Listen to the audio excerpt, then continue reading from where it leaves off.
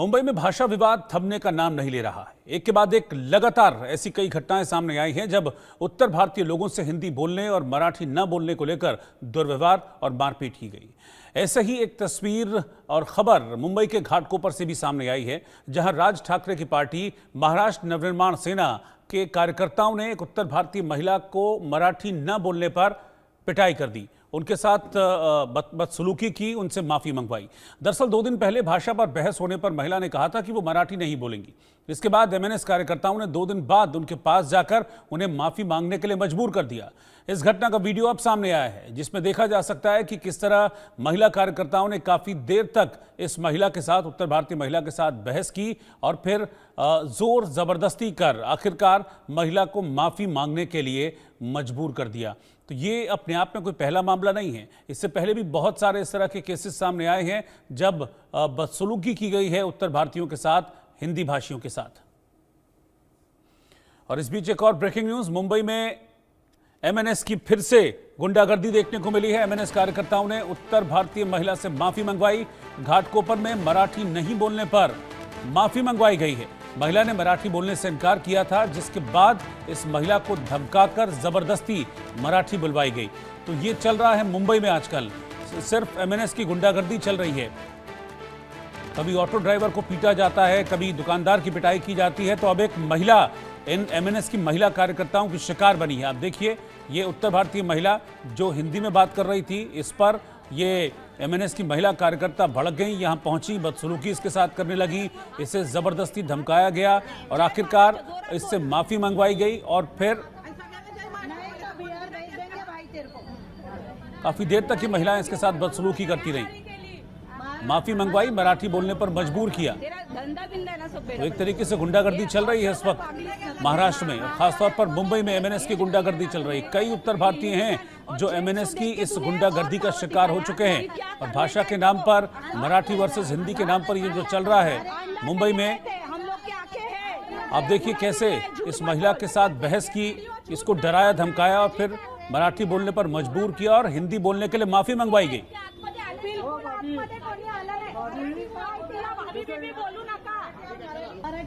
मराठीत बोलणार, जो 2 तस्वीरें आप देख रहे हैं, इनमें 2 दिनों का अंतर है। पहली तस्वीर जब महिला के साथ बदसलूकी वो कर रही थी, महिला ने कहा था कि मैं मराठी नहीं आती, मैं नहीं बोलूंगी मराठी। उसके बाद एमएनएस की कार्यकर्ता वापस इकट्ठा होकर महिला के पास पहुंची और उसे मजबूर किया मराठी बोलने के लिए। सुधाकर कश्यप हमारे संवाददाता इस वक्त मुंबई से साथ में जुड़ रहे हैं। सुधाकर, एक बार फिर से वही तस्वीर देखने को मिली है, उत्तर भारतीयों के साथ बदसलूकी, हिंदी ना बोलने पर जबरदस्ती, यहाँ पर भी जबरदस्ती धमकाया गया और माफी मंगवाई गई। क्यों? गलती सिर्फ इतनी थी कि हिंदी बोल रहे थे, मराठी नहीं।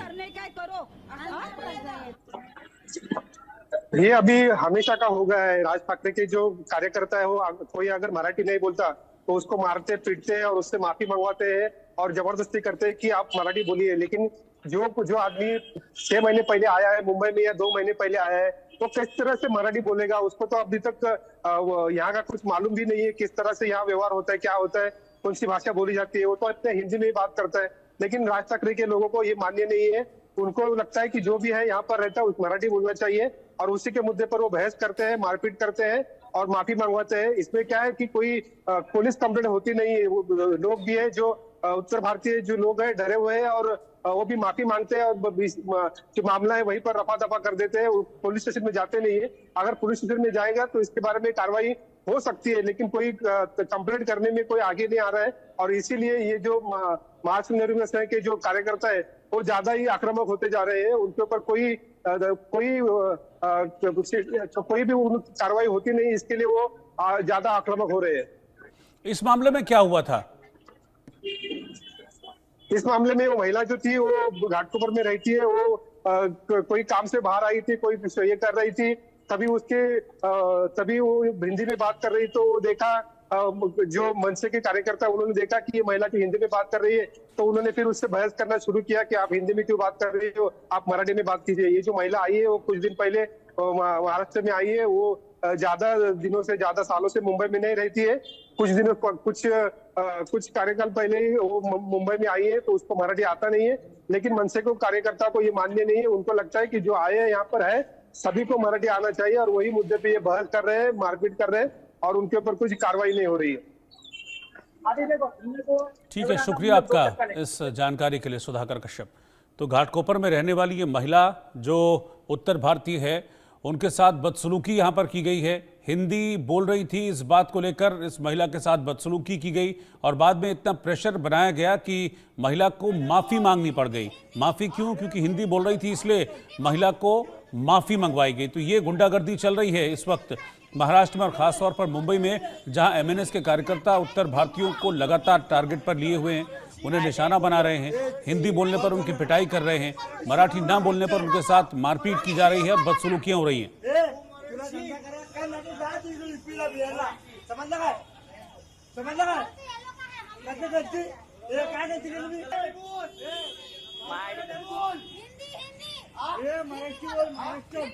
एक नहीं, दर्जनों ऐसे केसेस हाल फिलहाल में सामने आ चुके हैं जब एमएनएस के कार्यकर्ता लोगों के साथ बदसलूकी कर रहे हैं। अभी कुछ दिनों पहले गुजराती व्यापारी के साथ मारपीट की थी, एक ऑटो वाले के साथ मारपीट की थी, होटल कारोबारी के साथ मारपीट की थी। एक बिजनेसमैन ने जब इस बात का विरोध किया था और पब्लिकली राज ठाकरे से कहा था कि ये क्या है, तो उनके ऑफिस पर अटैक कर दिया गया था, पत्थर बरसाए गए थे।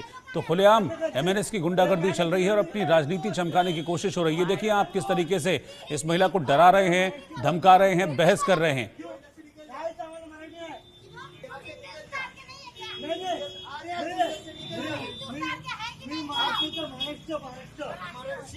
बोलो